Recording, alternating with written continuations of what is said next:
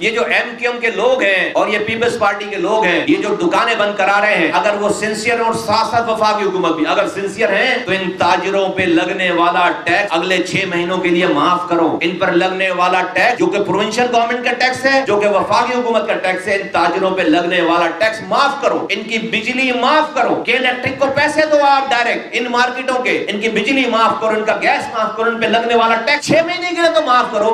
دنیا نے کر دیا یہ کام، دنیا کو اپنے لوگوں کو جہاں جہاں کورونا آیا وہاں پہ سیلریز دے رہے ہیں بٹھا کے، وہ سیلریز دے رہے ہیں۔ تو اگلے 6 مہینوں کے لیے کم سے کم یہ کرو اگر تم مخلص ہو۔ بیٹھ کر حکم صادر نہیں کرو کہ دکان بند کر دوں گا، پکڑ دوں گا، جا کے مار دوں گا، یہ کام نہ کرو۔ بادشاہ نہیں ہو آپ یہاں پہ، یہ رعایا نہیں ہے، کوئی یہ غلام نہیں ہے، یہ شہری ہیں، پاکستان بنانے والے لوگ ہیں۔ یہ نہ سمجھو کوئی والی وارث نہیں ہے۔ پی ایس پی ہر مظلوم کے ساتھ ہر جگہ کھڑی ہوگی۔ یہ دیکھیں بغیر کس کا پولیٹیکل فائدہ ہے یا پولیٹیکل نقصان ہے۔ آج کے فرعون جو کہ حکمران پیپلز پارٹی گورنمنٹ ہے، آپ کیا بیچتے ہو؟